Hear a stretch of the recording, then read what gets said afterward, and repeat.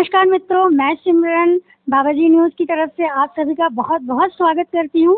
आज हम आए हैं बिलासपुर एक खास शख्सियत से रूबरू होने, जिनका नाम है ममता मिश्रा जी। धन्यवाद। नमस्कार बाबाजी न्यूज़ को, जो आपने मुझे याद किया। आपके लिए विशेष धन्यवाद उन्मुख बधिर बच्चों की तरफ से भी, ताकि उनकी स्टोरी को आप समाज तक लेके जाएंगे। बहुत बहुत धन्यवाद। नमस्कार। राधे राधे मित्रों, मैं प्रेम सोनी, संपादक बाबाजी न्यूज़, आप सभी का हार्दिक स्वागत करता हूं। जैसे कि हम अलग अलग विभूतियों से, अलग अलग शख्सियतों से आपको मिलवाते आ रहे हैं, आज बिलासपुर हम आए हुए हैं ममता मिश्रा जी से मिलने के लिए। कहते हैं कि एक परिवार में अगर कोई घटना या दुर्घटना घट जाए जिससे पूरा परिवार बिखर जाता है, परंतु ये वो शख्सियत है कि बिखरने की बजाय एक चट्टान का रूप ले ली और वो चट्टान बन के आज पूरे समाज को एक ऐसी चीज सामने लेके आई हैं जिससे पूरा समाज इनसे सीख सकता है। क्या और कैसे, ये उनकी जुबानी रूबरू में। ममता जी, आपका बहुत बहुत स्वागत करते हैं। नमस्कार सर। आपके घर में एक घटना घटी थी कई साल पहले, वो क्या थी, वो आप सब दर्शकों को बताइए। जी, घटना तो नहीं कहूँगी मैं, एक ऊपर वाले का वरदान था मेरे लिए। और 2 बच्चे मेरे हुए, एक पहली बेटी थी, उसके बाद बेटा आया। तो उस समय आज से 50 साल पहले हमें ये जानकारी नहीं थी कि श्रवण बाधित बच्चे किस तरह के होते हैं, या हमें ऐसे लोगों से सामना भी नहीं हुआ था। लेकिन जैसे जैसे बेटी मेरी 2 साल की हो गई, तो मेरे परिवार के सदस्यों को लगा कि शायद ये बच्ची सुन नहीं पाती है, क्योंकि पीछे से आवाज़ देने से बात नहीं कर पाती थी या पलट के देखती भी नहीं थी। तो फिर हम लोगों ने जबलपुर मेडिकल कॉलेज जा कर के उनका चेकअप कराया, दोनों बच्चों का।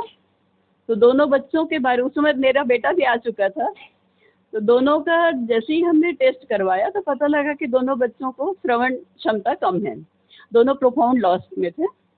तो उसके बाद फिर हमारे परिवार के सदस्यों में कुछ डॉक्टर्स भी हैं जो मेरे ब्रदर इन लॉ थे जबलपुर में, उन लोगों ने सर्च किया, फिर बताया कि मैसूर में इनका रिसर्च सेंटर है, तो वहाँ से हम इनका ट्रीटमेंट शुरू करेंगे या क्या कर सकते हैं उनसे सलाह लिया जाए। तो पहले शुरुआत हम मैसूर से शुरू किए थे दोनों बच्चों का। वहाँ से चेकअप करा करके फुल चेकअप हुआ इनका। तो वहाँ उनका सजेशन था कि हियरिंग एड लगा करके इनको स्पीच थेरेपी दिया जाएगा, उसी के माध्यम से इनकी शिक्षा हो सकती है। तो वहाँ से हमने इनकी शिक्षा या उनके भविष्य निर्माण की शुरुआत वहीं से की थी, मैसूर से।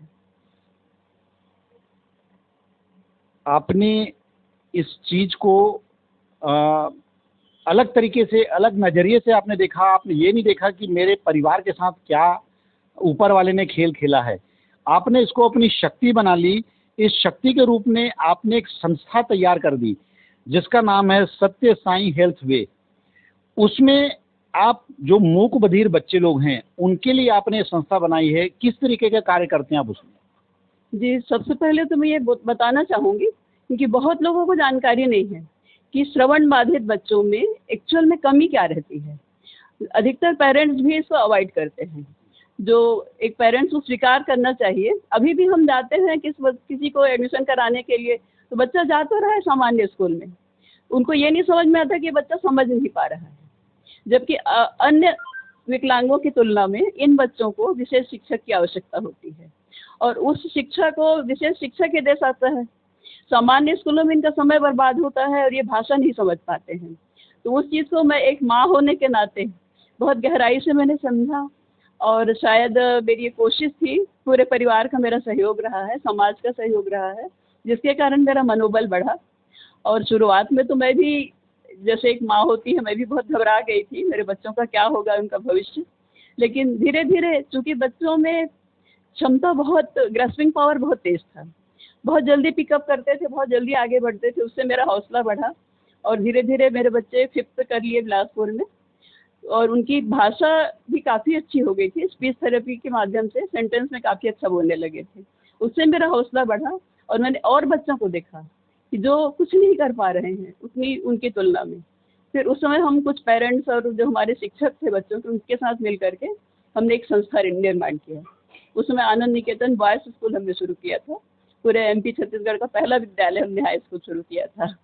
तो मेरे अपने बच्चों को तो मैं दिल्ली छोड़ के आई थी हॉस्टल में, क्योंकि तुरंत की व्यवस्था होनी थी।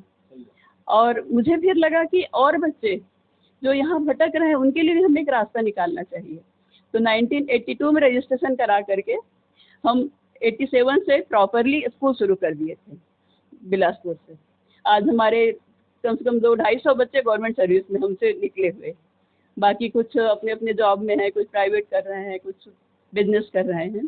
तो मैं सोचती हूँ कि एक माँ ही ये सोच सकती है जिसका बच्चा इस तरह अधूरा था, जिसको उन्होंने एक जीवन के रास्ते में लाया सामान्य लोगों की तुलना में। अभी जो संस्था आपकी है हेल्थ वे में, सत्य साई हेल्थ वे में, इसमें कितने अभी बच्चे हैं? इसमें 60 बालिका है। 60 बालिका जी, हैं। पूरे और छत्तीसगढ़ से। इसमें लड़कों के लिए? लड़कों के लिए भी नहीं रखा है हमने, केवल गर्ल्स की आवश्यकता थी, इसलिए गर्ल्स रेजिडेंशियल स्कूल डाला है इसमें। और इस संस्था में सहयोग जी आपके घर परिवार का कितना मिल रहा है? क्योंकि आप अभी जिस एज पे हैं, जी तो बिना घर परिवार के सपोर्ट के आदमी इतनी बड़ी लड़ाई नहीं लड़ सकता है, उसके बारे में बताइए। जी। इसमें सपोर्ट मेरा सबसे पहले तो मेरे हस्बैंड का सपोर्ट रहा है। शुरू से ही वो हम लोगों को सपोर्ट चुपचाप सपोर्ट करते रहे हैं, क्योंकि वो उनका फाइनेंशियल सपोर्ट करना ज़रूरी था, तभी हम कर पाते थे। और मैं इस फील्ड में लगी रही, अपनी पढ़ाई भी जारी रखी, बच्चों की भी पढ़ाई जारी रखवाई, और इस फील्ड में भी लगी रही कि और बच्चों को भी हम शिक्षित कर सकें। इसमें मेरे हस्बैंड के साथ साथ समाज के लोगों का, प्लस उसके बाद मेरा बेटा आ गया, वो इस संस्था का सचिव है।